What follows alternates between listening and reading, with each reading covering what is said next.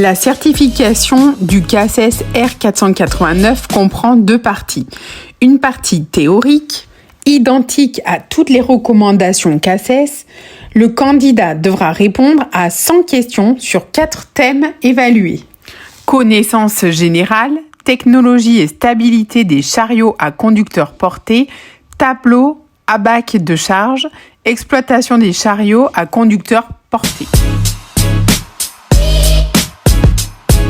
Les évaluations pratiques s'articulent autour de 3 thèmes, la prise de poste et vérification, conduite et manœuvre, et enfin, fin de poste, opération d'entretien quotidien, maintenance. Pour réussir les épreuves pratiques, il faut maîtriser les savoir-faire pratiques. La prise de poste et vérification est un des premiers thèmes évalués. Il faut savoir utiliser les documents suivants, notices d'instruction et rapports de vérification périodiques. Il faut vérifier visuellement l'état du chariot et son équipement. Vérifier également le fonctionnement du siège, le régler si besoin.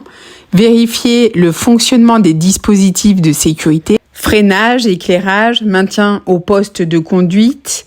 Vérifier le niveau de carburant ou la charge de la batterie d'accumulateur. Vérifier l'adéquation du chariot aux opérations de manutention à réaliser. Le deuxième thème est la conduite et manœuvre.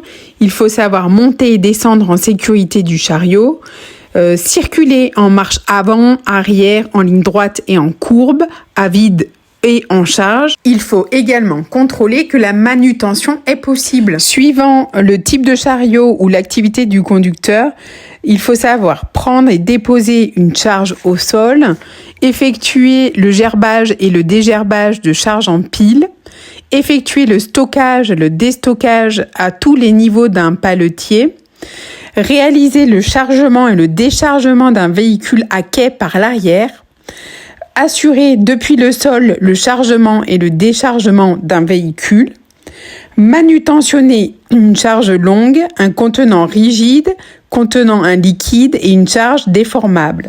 Préparer une palette en hauteur, charger et décharger tout type de chariot sur un engin de transport, s'assurer de sa capacité à franchir un plan incliné, effectuer une manœuvre de descente de la cabine en cas de panne.